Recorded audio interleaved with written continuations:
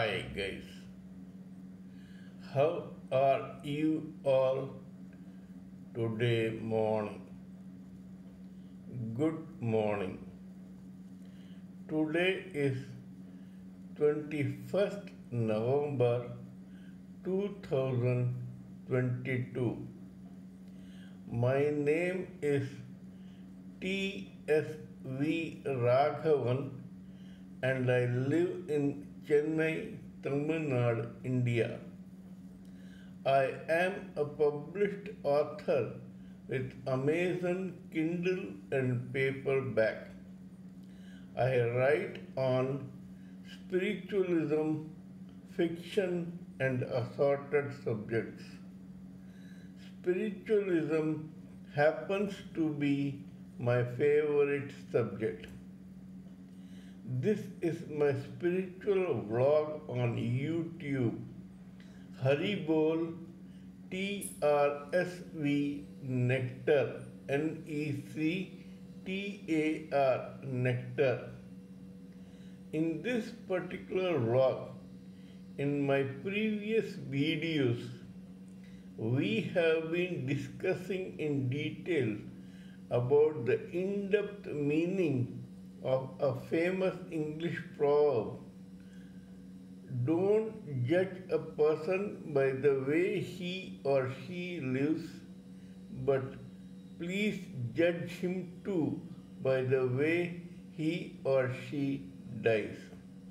Actually, in this vlog, we have been discussing about various topics in spiritualism that we have gleaned through the study of spiritual books, scriptures, contemplation on the material universe, and meditation on the spiritual universe. For the last few videos, we have been trying to understand the true meaning of the proverb, don't judge a person by the way he or she lives, judge him or her too by the way he or she dies. In that process, we discussed about a few positive case studies and few indifferent case studies. From today, we shall start discussing on a few case studies in which the individuals seemingly lived a negative life but died very peacefully, and we don't know how it happened because it is said that one who takes the sword dies by the sword, but such a thing did not happen to a few individuals, and their case history, destiny, and karma are very strange. In this, the first case history is as follows. There was a boy in Tamil Nadu who was born and brought up in the port town of Tuticorin in Tamil Nadu.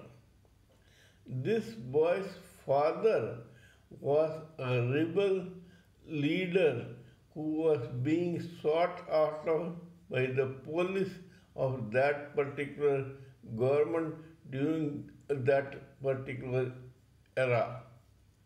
One day, one of the cops enticed this boy who was just 9 or 10 and cajoled and convinced him that this policeman had very good intentions, and he requested this boy to show where his father was hiding. This innocent boy went and showed where his father was hiding. This policeman shot the father dead there and then. This boy, who was just 9 or 10, was stunned to see this. It was the ultimate betrayal by the policeman to the boy, and this boy's ultimate betrayal to his own father, who was now lying dead. At the funeral of the father, this policeman preened and gleefully attended. This boy saw an opportunity to take the gun out of this policeman's vest or his hip, and he shot dead the same policeman there and then in retaliation for that cop killing this boy's father. After doing so, this boy, who was being chased by the other policeman, vanished and landed up ultimately in the city or metropolis called Bombay, which is now Mumbai, and which is the capital of the state of Maharashtra in India. Here, this boy could have roamed around incognito. The Tamil Nadu police could not have sought him or searched for him in Maharashtra. This boy began living in the biggest slum area in Asia at that time and even today, and that slum area was known as Dharavi. This boy became a porter in the railway station. Though this boy had killed a cop, in reality this boy had very good intentions and was seemingly nice and innocent.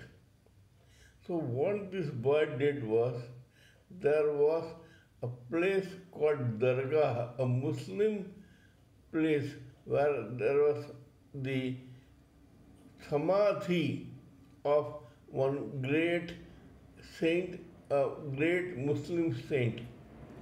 This boy used to work hard every day, and in the evening he used to give a part of his earnings to the beggars in that area as alms.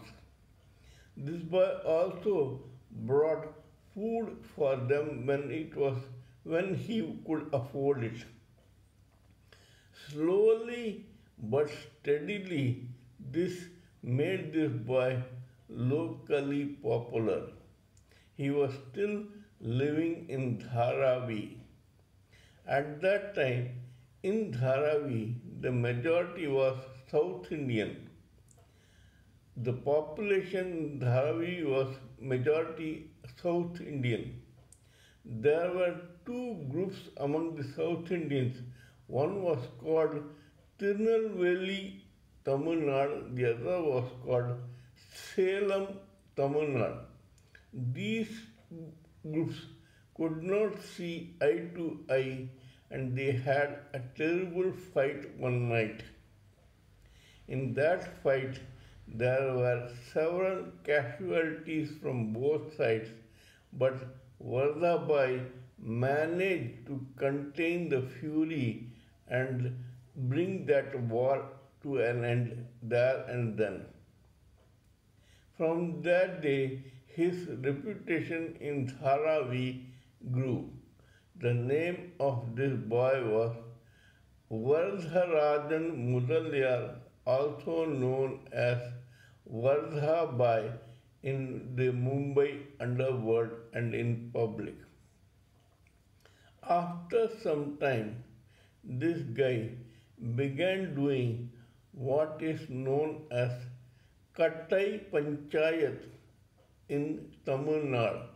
It is actually a kangaroo court where some disputes are settled between unscrupulous businessmen by local slum lords and warlords.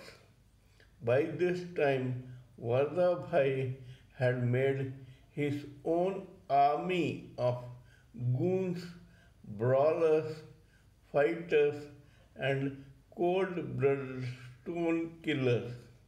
He used them to settle scores among the unscrupulous businessmen. We shall continue this story in my next video. Kindly let me know what you think of my talk on this subject. Please give me your own opinions and ideas and thoughts so that we may blend everything together and come up with something that is beneficial to the society. Please subscribe to my channel and press the bell icon so that I may keep reminding you of my other videos. Till we meet next time in my next video, it is good morning from TSV Raghavan.